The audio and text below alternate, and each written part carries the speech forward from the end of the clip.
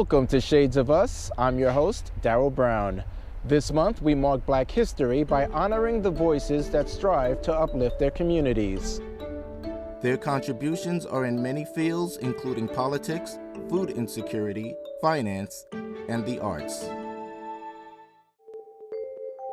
In a 2019 study by MassMutual, African Americans fall short on executing life-changing measures such as accumulating wealth, being better prepared for retirement, and building up savings.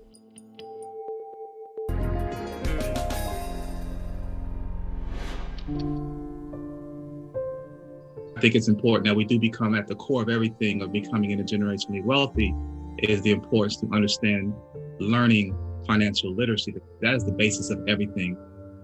Greetings, my name is Ishangi, and I wrote a book called Paperback, Intergenerational Wealth Planning for Black People. Intergenerational wealth is the key to creating sustainability in our family and in our neighborhoods. It enables you to put things in place that not only takes care of your children, but your children's children's children. So I started writing this book in 2018, mainly because I was on a financial journey myself. Shortly after I lost my job as a brand identity marketing specialist at the National Basketball Association for 12 years. And being in a position where I had to make a choice of whether I was going to go back into the work field or was I going to actually try to live a life of sustainability, and learning about financial literacy was at the core. So I released this book in September of 2020.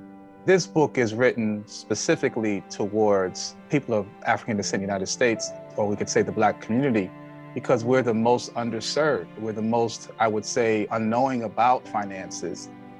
All too often, it's a little taboo in our communities. And for that reason, that is probably why we're in the situation we are economically, financially, being in these situations where money is hard to come by. Even though we have a $1.4 trillion spending power, we don't know where that money is. Writing this book enabled me to talk about the very needed discussion about how to create finances to sustain yourself and not have to be tethered at the job market to survive. Family was always at the core of everything. Being raised in a single parent home had a lot of its challenges. I had two sisters, and my mother did an amazing job at raising 3 children by herself. So I did see the struggle early on, and that did make me think about finances, which made me realize I need to go to college so that I can at least get a degree and hopefully have a job that will enable me to, provide for my family. The thoughts that made me think about writing this book really stemmed from, I would say, in the early 2000s. I live in Bed-Stuy, Brooklyn, New York, and we used to see these tour buses coming into the hood, and we would see people of other persuasions in these tour buses looking at our neighborhoods. The light went on at that point. I said, okay, something's about to happen, something's about to change. And lo and behold, a few years later, we started seeing gentrification in that process. And it started to make me realize, as you started to see the property values go up, basically pushing the natural residents out. And that's where I felt like, okay, at the core of all this is that, okay, maybe we don't have our finances together. Maybe we don't really understand how money works. We're renting and not buying. Those type of issues, start to realize that made it open game for anyone else to come in as they choose and really put their own flag down in our own communities. If I make it into the etymology of the title, Paperback is basically comes from an old saying that you're so poor you don't have a pot to piss in or a window to throw it out of. And that really, it goes back to the age of early 1900s or even 1800s. We're prohibited from owning homes during slavery, post-emancipation, before redlining. Owning the land we stood on was illegal, it was prohibited. So we definitely didn't have a pot to piss in. But what I did was I changed that and understood that now that we've learned some of the tactics that have been used by families of other ethnicities to build intergenerational wealth, we now have a pot to piss in.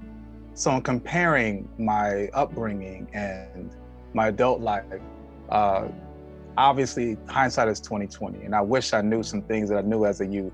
And as you get older throughout the years, the only concept of money means just being able to keep food on the table, keep the lights on, keep the rent paid or mortgage paid, things of that nature.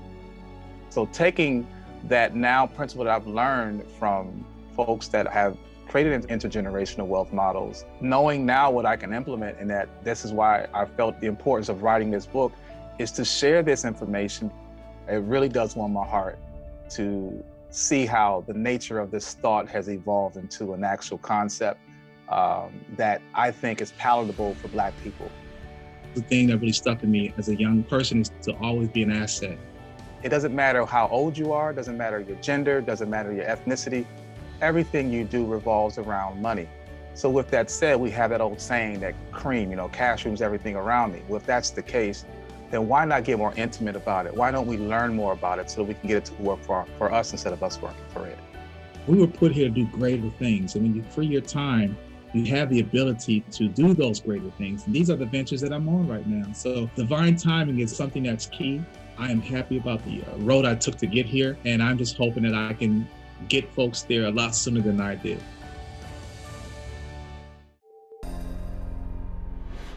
That's our show for now. If you want to know more about the people you saw, log on to our website at tv.cuny.edu. I'm Darryl Brown. See you next time on Shades of Us.